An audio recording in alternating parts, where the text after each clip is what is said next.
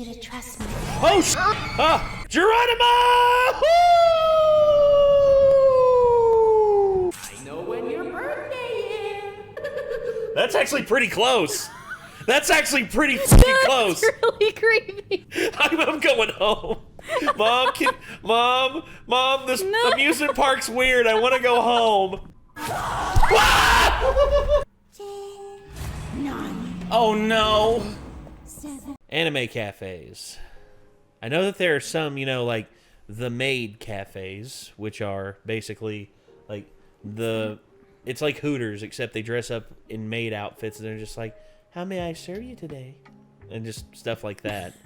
No, that's real, by the way. That's real. That looks like tiramisu. Yes, it does. It looks delicious. And that coffee right there with it's like the a leaf. matcha latte or something. Yeah, and then this sandwich back here. Again, just looks so good, so delicious, so delectable. God dang it, now I'm hungry. Mm-hmm. I need to... Yeah, what time is it? Yeah, I'll probably have to make me something here in a little bit, because, again... it's unfair how good some restaurants have it. And, in Japan, it's no different. I mean, look at this. This is just... So aesthetically pleasing. Yes. So good. So, anyway, everybody. We have 12 anime cafes that Emery Chu went to. I guess we're going to look at them and be jealous of her because, how's it feel living in Japan, Emery Chu? Actually, I know the answer to that. All right, great. Amazing. Unbelievable. They have so many cool, gadgets in their homes and stuff, too. Oh, yeah. The food is awesome. And I would love to go. Yeah, same. Anyway, we're gonna give this a watch. Let's see how jealous we get. Here we go. I love cafes. There's nothing comfier than sitting inside a cafe during a rainy afternoon, sipping on a hot latte while drawing, and listening to either your music of choice or the acoustic jazz song covers playing inside. I also really love themed cafes. Oh my gosh. And today I'm going to show you 12 different anime-themed cafes that I had the pleasure of dining at and what my thoughts and personal ratings are on each of them. And before anyone asks, no, there are no maid cafes in this list. I'm going to save that one for another time. I knew it. Again, knowing Emery Chu, I guarantee you she just wanted to go for the anime and stuff like that. Yeah. Maid stuff like that, I mean, save that for the super nerds. But before we get into the cafes, I first need to introduce today's sponsor, Honkai Impact 3rd. So I'll be honest, sci-fi plotlines and mecha-esque armor is not really a thing that interests me all that much. But the thing that stuck out to me the most about Honkai was its visually stunning gameplay and the music soundtrack. And of course, since this is from the same developer as Genshin Impact, I quickly took notice of the fact that the character designs are stellar. Take, for instance, Elysia.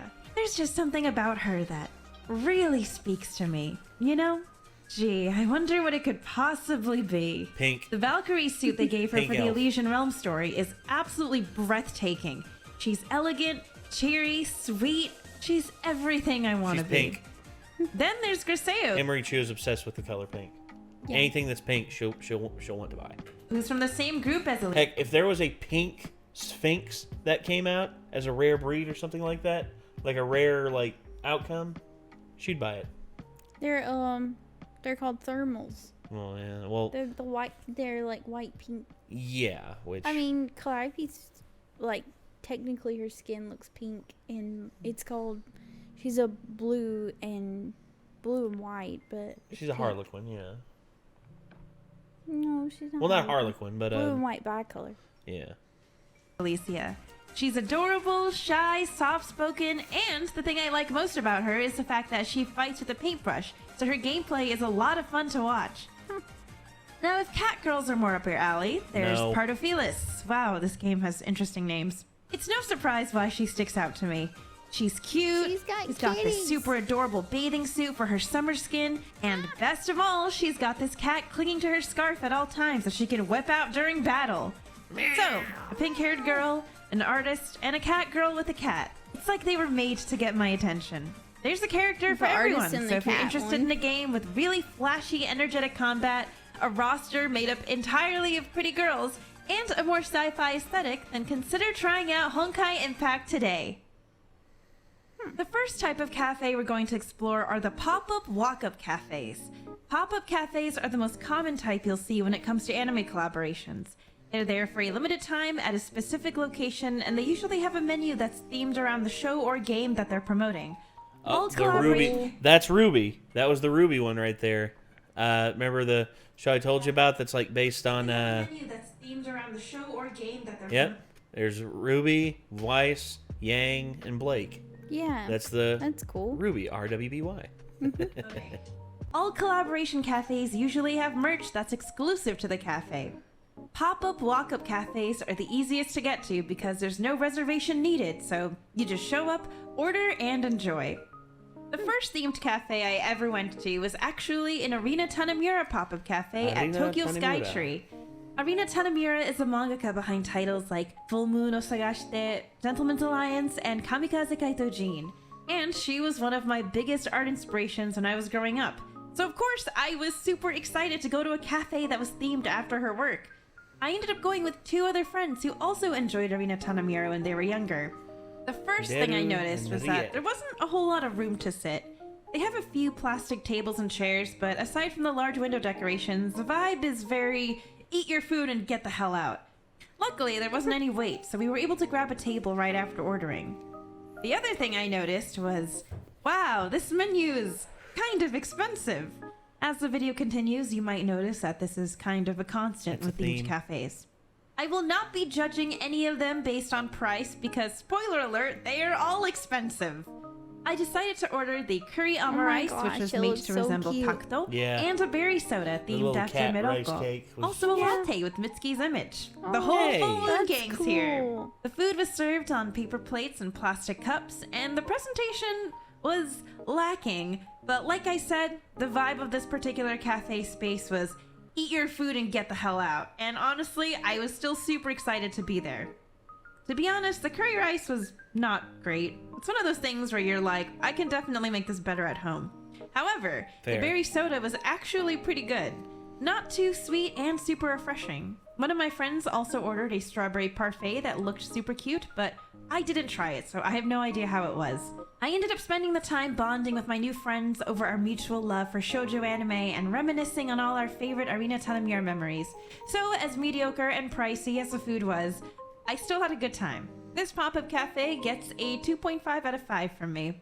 The second pop-up cafe I went to was the Fruits Basket Cafe at the Princess Cafe space in Akihabara.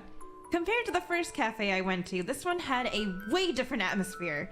For starters, there was ample seating, and even though it was a Saturday, there was 0 wait time.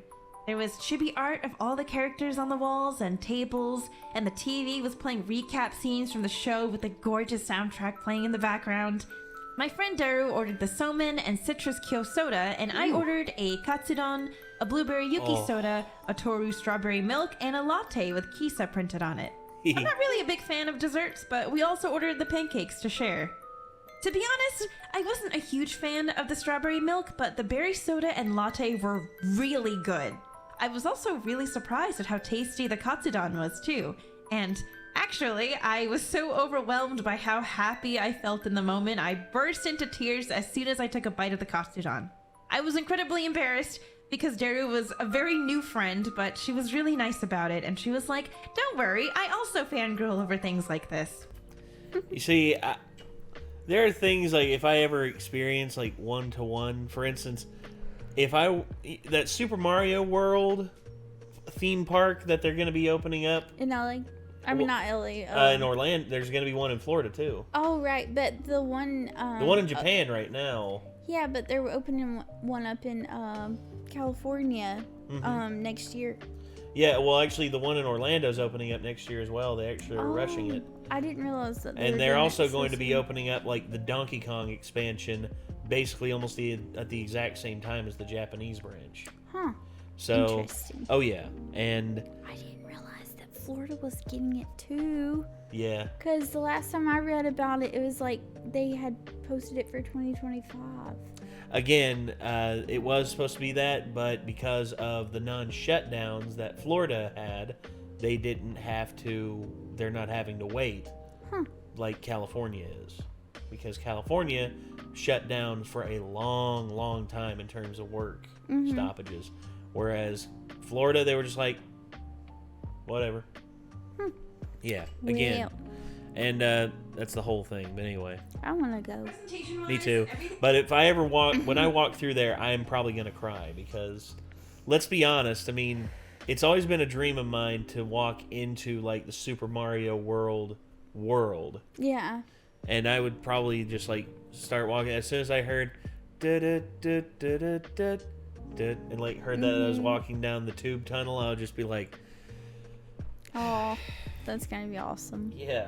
Presentation-wise, everything was pretty cute with the little wafer paper characters, and I was glad I was able to eat on actual dishware and glasses this time. Afterwards, we of course had to get some merchandise from the goods section, Of and course. I ended up getting a bunch of small acrylic charm blind bags and these adorable acrylic stands. There was also a little book where you could sign a thank you message to Miss Takaya herself, who had actually attended the day before we did and drew a doodle in the book. Oh, that's It so honestly by felt that kind of much. surreal, and I walked away from this cafe experience extremely happy. So, this pop-up gets a 5 out of 5.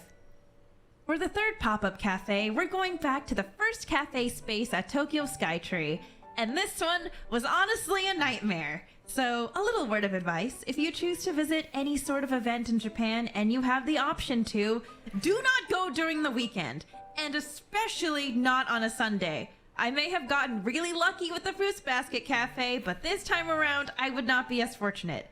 So initially, I was actually super excited about this one because this time it was a Nichijou collaboration cafe, and Nichijou is one of my favorite anime, so of course I had to go. And I had actually stayed up to make sure I didn't miss the opening time, because as luck would have it, it was the only day I could go because it was the day before I had to fly to California for VidCon. I figured, Nichijou isn't a super brand new anime or anything, and it's a walk-up cafe, so surely it won't be that busy. Wrong! Imagine my surprise when my sleep-deprived ass strolls up at 11 a.m. to see a huge swarm of people, all wanting to get into the Nichijou cafe. Oh my gosh. Some fandoms are just that rabid. They will show up. Dude, the Rick and Morty one where they were, like, at the McDonald's, all of them were at the McDonald's, like, screaming for the Szechuan sauce. Give us sauce! Give us sauce! I'm like,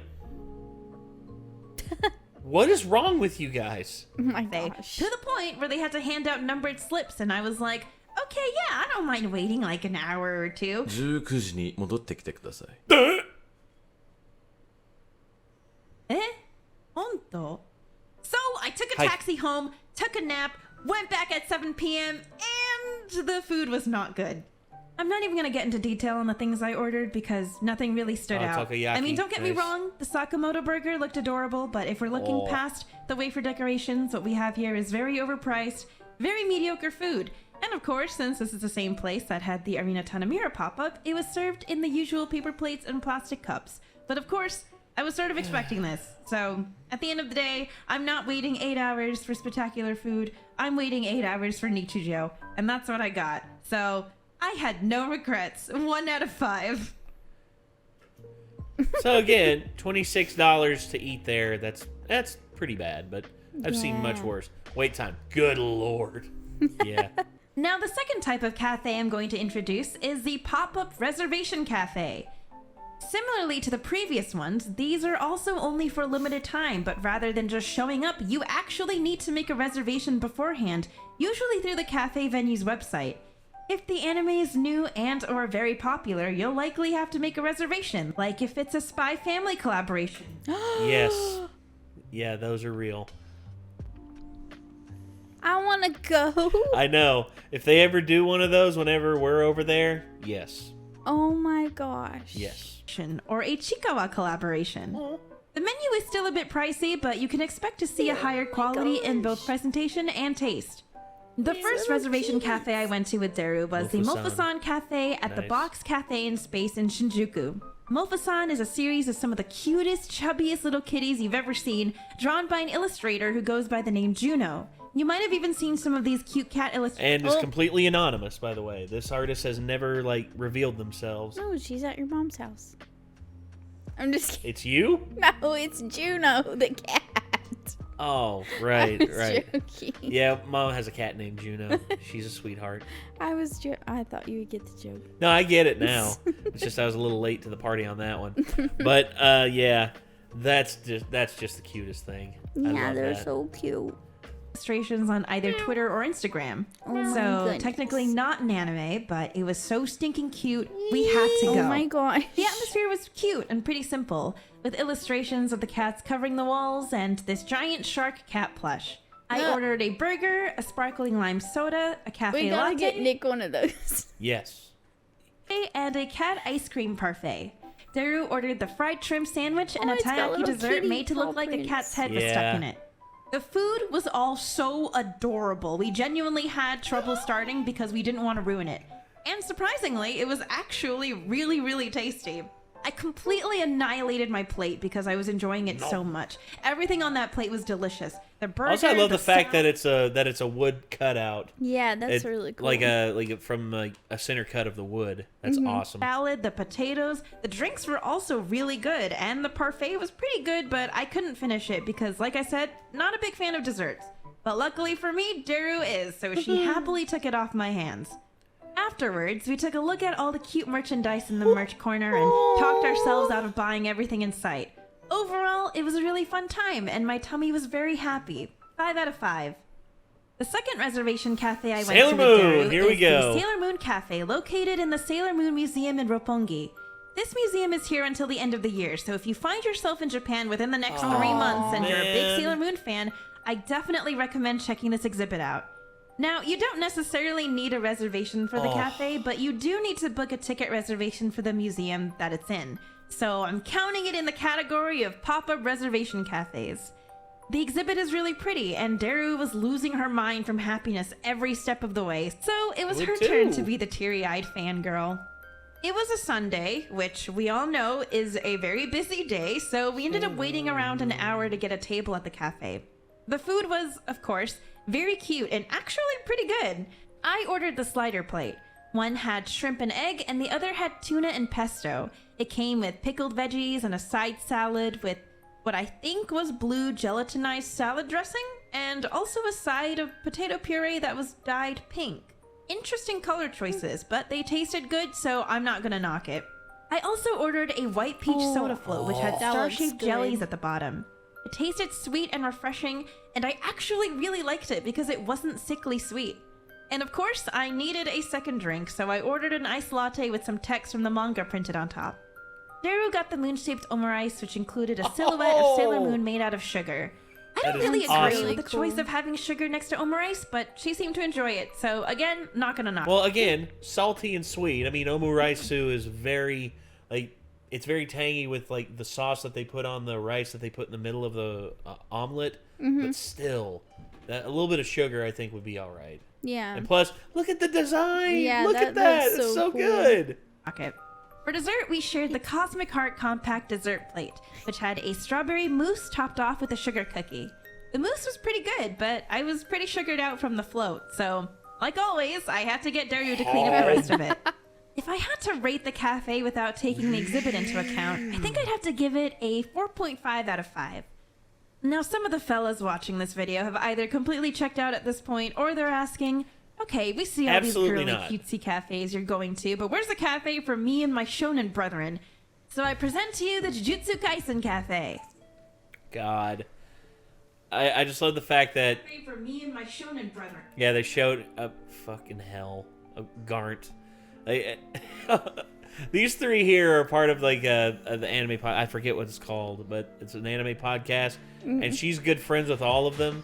These dudes like act like super alpha male bros and all that on the podcast, but in real life they're like complete and total sweethearts. Oh, really? Yeah, So I present to you the Jujutsu Kaisen Cafe. and Harajuku. Nice. Yeah, it's basically the same thing. So this is one I managed to get a reservation for.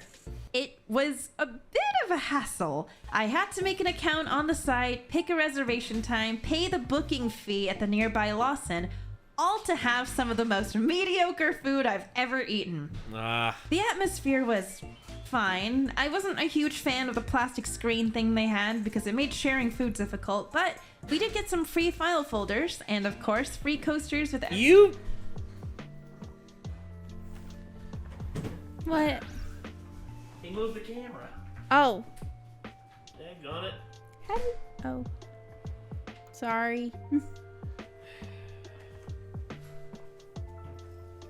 Shit. I thought he farted.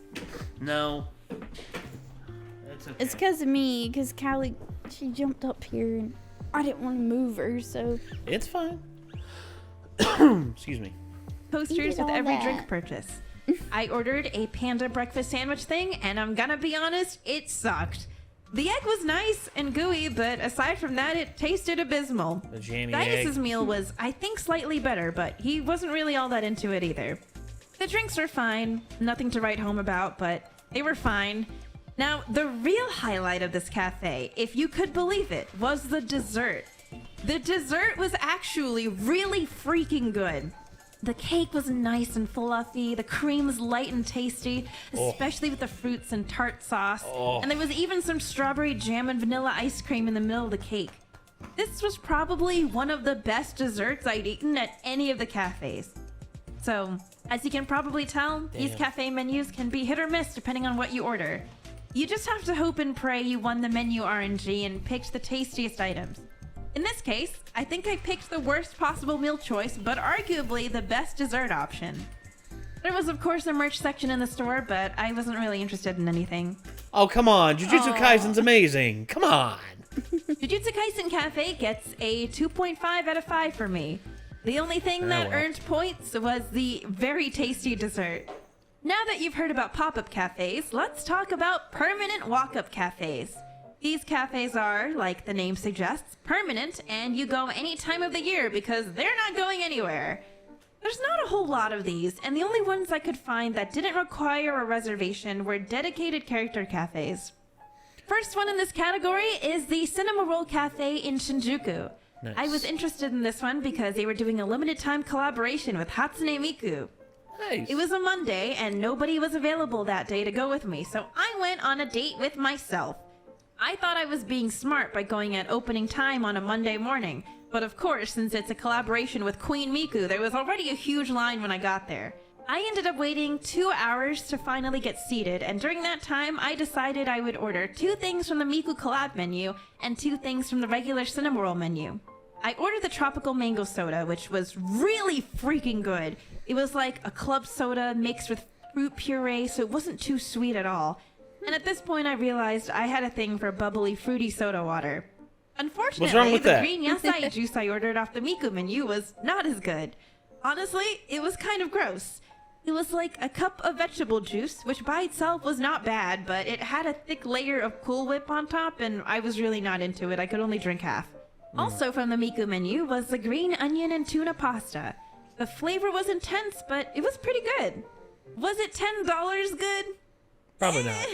I mean, presentation-wise, it was just pasta with a little paper image of Miku and Cinema Roll on a toothpick stuck into it.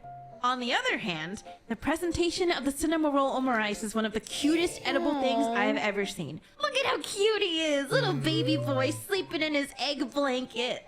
I do have to say, though, it looks a lot cuter than it tastes. Where's the flavor? Where's the flavor in this? I don't taste anything. Man, Aw. you could use some garlic salt. Yeah. The egg tasted unseasoned, but also, to be fair, I ate this immediately after eating a tuna and green onion pasta, so I think anything would taste bland after that combination. I ended up not ordering any dessert because I was just about ready to explode after this, and I didn't have anyone with me this time who could help me eat it. Next time I go, I definitely want to bring a friend with me because it was kind of lonely waiting and eating by myself. I'd have gone with you. The atmosphere was surprising. And you probably would have gone with her too. Because again, just look at this place. Surprisingly really plain for a permanent cafe, and it was pretty small on the inside. There was a merch section for the Miku collab, but since I didn't have much interest in Cinema Roll, I picked up stuff for Mouse instead. I give Cinema Roll Cafe a 3 out of 5. The next permanent walk-up cafe is also a Sanrio character cafe, but this time for my personal favorite, Pom Pom Pudding. And first off, I'm not biased or anything, but this is hands down the cutest, most visually appealing cafe that I have been to so far. All the interior furniture is on theme. There's a giant Pom Pom Pudding in the middle, and the employees even wore super cute uniforms that were Pom Pom Pudding themed. So right off the bat, the atmosphere hits all the marks for me. But what about the food? So I decided to order the butter chicken curry, which had the rice shaped like Pom Pom Pudding's head, and it was actually really tasty. It was super flavorful and adorable, and I cleaned up my plate really fast. Diaz ordered a limited time summer festival plate, which I didn't try, but he finished everything and said it was pretty good. We also ordered drinks that came with whipped cream and a little chocolate Pom Pom Pudding at the top. I had a mango lassi, and it was good, but a bit too sweet for my liking. So next time I go, I might just get a regular drink. For dessert, we had to order the custard pudding since, you know, the theme of the character. Yeah. But I was pretty full at this point, so I could only get a few bites in. It tasted like any other custard flan or pudding that you'd find in Japan, except this one was in a cute round glass with Pudding's face on it. Of course, there was a little merch section in the cafe, and I brought home my own pudding glass. Nice. This is definitely one of my favorite cafes, and I can absolutely see myself coming back, especially since there was absolutely no wait time or reservation required. 5 out of 5. And the cost was pretty good too.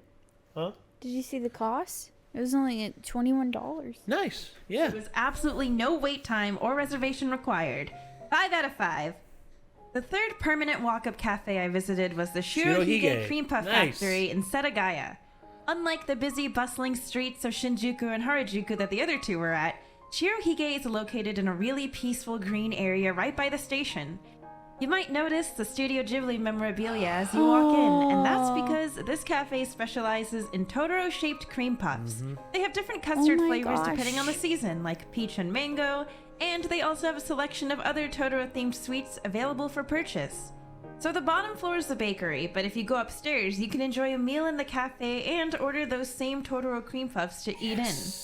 We ordered 2 cafe au laits, a sausage and salad plate with an assortment of bread, and a toasted pressed sandwich with roast pork, ham, cheddar, pickles, and roasted potatoes. Nice. It was All so this food's crispy making and me tasty. really hungry. If I had to Me too. describe it in I'm a so word, hungry it would be now. Damn it. comfort. Speaking of which, the whole vibe of the cafe was extremely comfy and perfectly fit the Ghibli theme. We of course had to end the meal with a Totoro cream puff, and it was so cute I had trouble cutting into it with my fork. We ordered the regular custard vanilla flavor, and it was pretty good. But as usual, I couldn't finish it. Oh. This cafe goes on my list of places I want to take friends to, so I will definitely be returning. Yes. This cafe gets a 5 out of 5. The last type of cafe I'll be talking about has given me the most stress out of all the others, and that would be The permanent reservation cafes. Pokemon Cafe. Unlike- Go figure. No wonder. Other permanent cafes where you can just stroll up and maybe wait for a bit, these ones require a reservation, and you'd think it'd be easy to get a Nintendo. table at these Kirby because you're Cafe. here year-round, Nice. but you'd be wrong. Let's start with Go the to easier Coffee. one. The Straw Hat Cafe at the Oh, Ghibli hell. Museum in Mitaka. Similarly to the Sailor Moon Museum Cafe, you look at don't that actually stained need to book a glass. reservation I at see the it, Straw yeah. Hat Cafe. You just need to purchase a Beautiful. ticket to the Ghibli Museum so that you can access the cafe. The Ghibli Museum itself is really cool. Oh, yes! Oh my Laputa! gosh, I want to go there. Cool, and I Damn. definitely recommend going, especially since tickets are quite cheap, less than $10.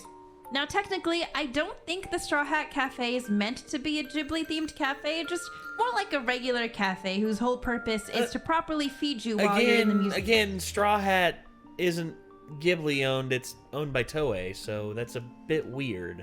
Because again, every time I think about the Straw Hat Pirates, I'm like, oh, Toei Animation instead of not Ghibli Studios. It's weird. So don't expect bacon and eggs from Hell's Moving Castle, or ramen from Ponyo, or even rice balls from Spirited Away. Aw. The presentation is not what you'd expect from a Studio Ghibli branded cafe, and yes, they serve you the food on parchment paper and paper bowls. However, it actually tasted really, really good. I was genuinely shocked. Based on older Google reviews, it looks like there was a bigger menu and a bigger wait time before COVID, but they've both been reduced since then. So once tourism kicks back up, you can maybe expect the wait times to be longer again. We ordered the ketchup and chicken rice bowl, which came with half an egg and some Japanese mayo on top, fries that were actually so good and crispy, and a sausage hot dog with the cafe logo pressed into the bun. The Nice. sausage had a really nice snap to it, and it tasted delicious. For dessert, I got a cafe au lait, and we shared a strawberry omelet, which was really simple but really good. It was nice, airy, fluffy, and not too sweet. There was also a snack bar next to the cafe where you could get some extra items, so we also got curry balls and an ume soda. Oh. The ume soda was refreshing and sweet, and the curry balls were crazy good. Nice and crispy on the outside and steamy and flavorful on the inside. My only complaint was that one order only came with 2 balls. Straw Hat Cafe gets a 4.5 out of 5 for me. Presentation might seem underwhelming, but it really hits a spot after you've spent the day walking around the museum. If you prefer a cafe that leans more into the Ghibli imagery, there's always the Shirohige Cream Puff Factory. Of course, we had to check out the Pokemon Cafe. Of course. Of course. I mean, come on. Yeah. So this is one of those cafes that are always completely booked pretty much every day. The earliest you can really book a reservation is a month in advance, and they open reservations for the next What? available day at 6 p.m. Miraculously, we were able to get a spot. All right, let's get straight to the point. The atmosphere is as adorable as you'd expect. Oh my There was goodness. a table set up to look like 2 Pikachus were eating together. There was a giant chef Pikachu that came out and did a little It's dance so with cute. the customers. It was very, Pika. very cute. Pikachu. The food presentation was also super cute. Look at this Pikachu kebab plate I ordered. Look at this Eevee plate that Diaz ordered. Look at these super cute drinks. Unfortunately, they all look much better than they taste. Aww. This is one of those cafes where you're truly paying for the aesthetic and the presentation, because the taste was mediocre. The drinks were way too sweet, and the food wasn't really satisfying. Now keep in mind, this is probably because this cafe is more geared to kids, so the portion sizes and sweetness levels are pretty different from some of the other cafes we've been to. And as expected, the items are pretty expensive, but if you're a huge Pokemon fan, then the experience is still worth it, in my opinion. I'm just saying that right after we left the cafe, we had to go eat McDonald's to feel satisfied. Another plus is that it's right next to the Pokemon Center, so after your meal, you can stroll in and take a look at all the Pokemon-themed items you can take home with you. Like this very cursed Pikachu plush. Yeah, that Pikachu looks pretty sus, I'm not gonna lie. Yeah. Overall, I'll have to give the Pokemon Cafe a 4 out of 5, simply because it was everything you would want in a themed cafe, except for delicious. Ouch. The Kirby Cafe at Tokyo Skytree. This cafe was the final boss in my themed cafe journey. This cafe opens up reservations on the 10th every month for the month after. So for example, if you want to get a table in September, you need to camp out on the site on August 10th and wait for the reservation Hunger Games to begin. The site will be laggy due to high traffic. You will need to frantically figure out how to type your government name in katakana, and if you end up missing this reservation period, you will have to wait an entire month before you can try again. I was nervously awaiting the battle on August 10th. I set several alarms reminding me. I watched that loading screen turn round and round as the site struggled to make room for eager customers. And I got in, baby! Cafe number 12, let's go! Kirby Cafe! So like the Pokemon Cafe, this cafe was adorable inside and out. And we got to sit by the big tree in the middle of the restaurant. I ordered a salmon and avocado bowl, and Didas ordered a Loco Moco bowl. They were pretty tasty, although to be honest, you could just as easily make them at home. However, we were able to keep the little bowls as souvenirs. Yes, I would hope you would get to keep those. Like, leaving there with those. Yep. That is. I'm sold. That is. I'm sold too. I want one too. I want to go. I want to go. Little Kirby bowl. Usher, will you make up your mind, please? He's like, no. That was really neat.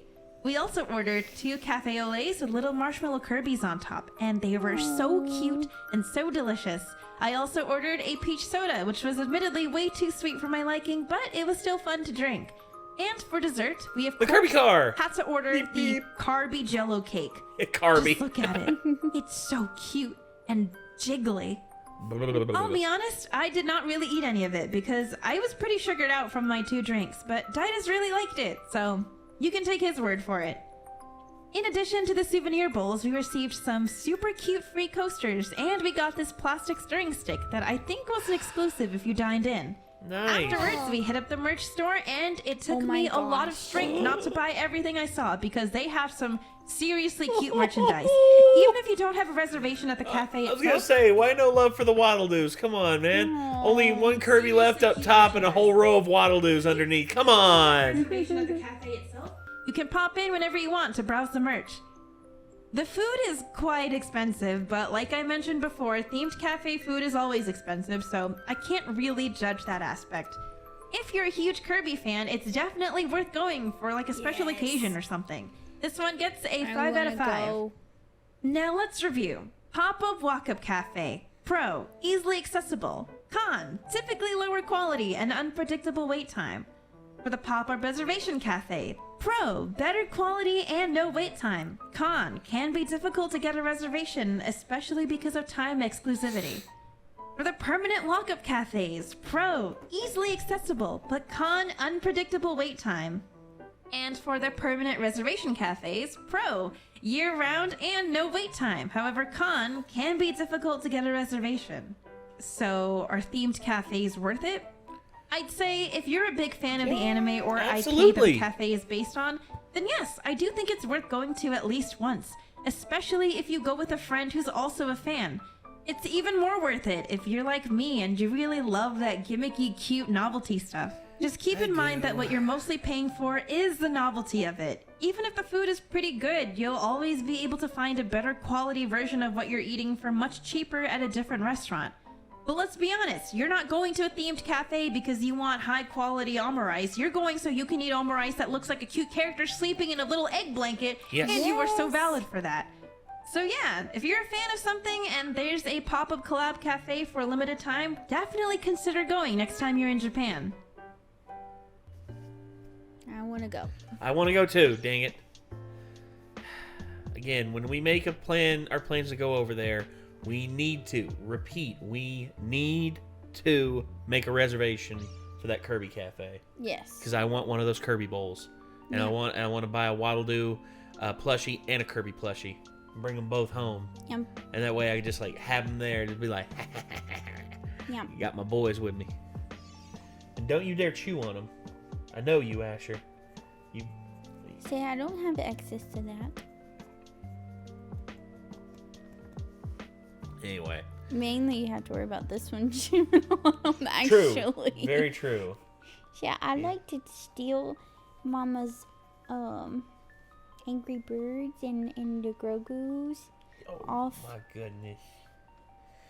the bed. Such a rotten little thing.